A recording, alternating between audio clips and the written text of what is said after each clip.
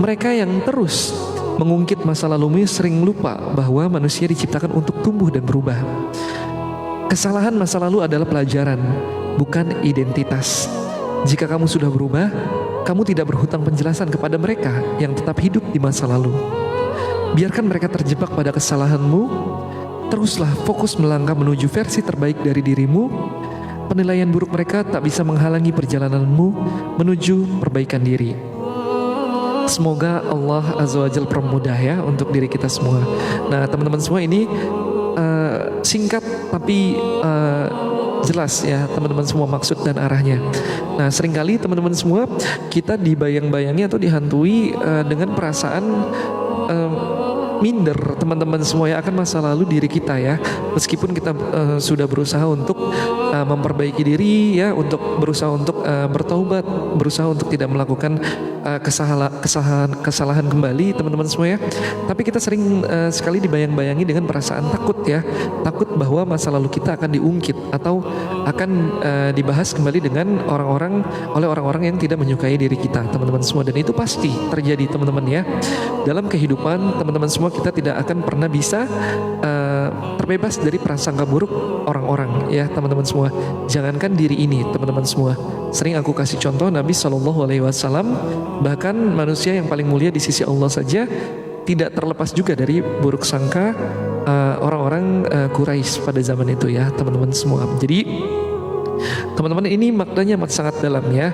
Jadi ketika teman-teman semua sudah berusaha untuk memperbaiki diri, ketika teman-teman semua sudah berusaha untuk berubah ya agar untuk mendapatkan ridho dari Allah Azza wa Jal, maka teman-teman semua udah fokuskan langkah teman-teman semua hanya untuk Allah teman-teman semua ya. Jadi nggak usah lagi noleh ke kanan ke kiri, orang mau bilang apa terserah teman-teman semua ya gitu.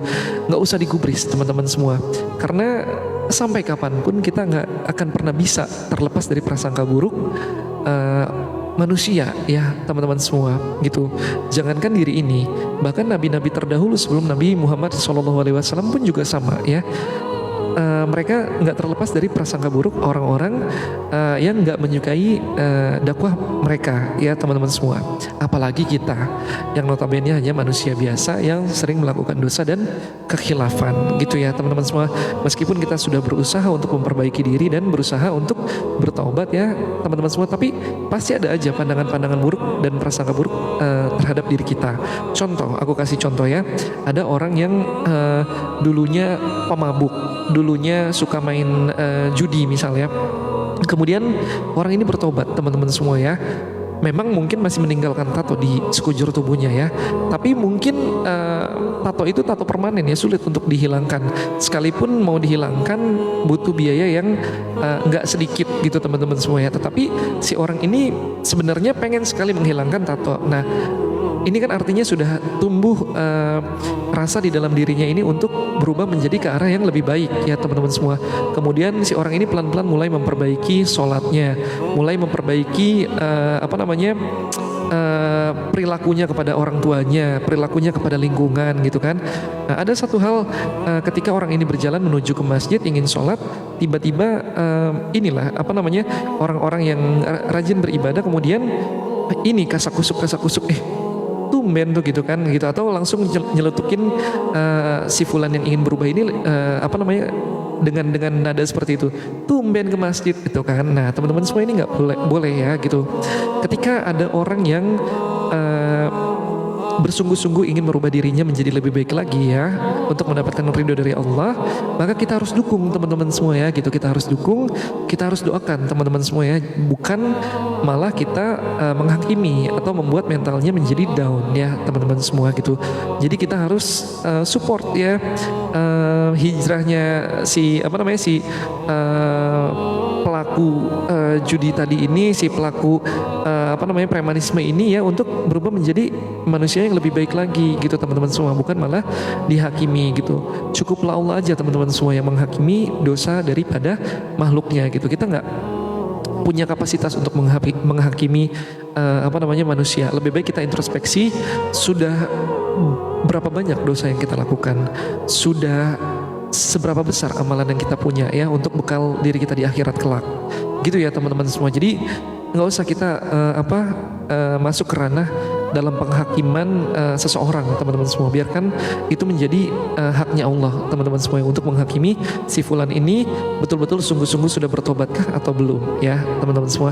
Jangan sampai ibadah yang kita lakukan ya, terus sholawat yang kita lakukan, istighfar yang kita lakukan, sedekah yang kita lakukan kemudian menjadi sia-sia karena kita yaitu tadi mengerdilkan tekad seseorang untuk berubah menjadi lebih baik lagi, teman-teman semua ya. Akhirnya si fulan yang tadi kita gibahin tadi ini mendapatkan pahala ya dari dari omongan-omongan kita, kemudian pahala kita teman-teman semua menjadi berkurang ya, akhirnya menjadi pahala kepada orang yang kita gibahin gitu ya teman-teman semua. Nauzubillah.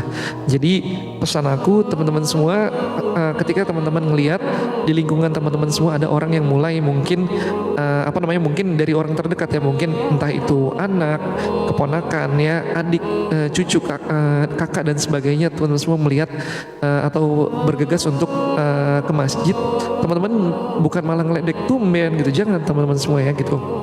Kadang-kadang orang menjadi surut karena ucapan manusia gitu kan.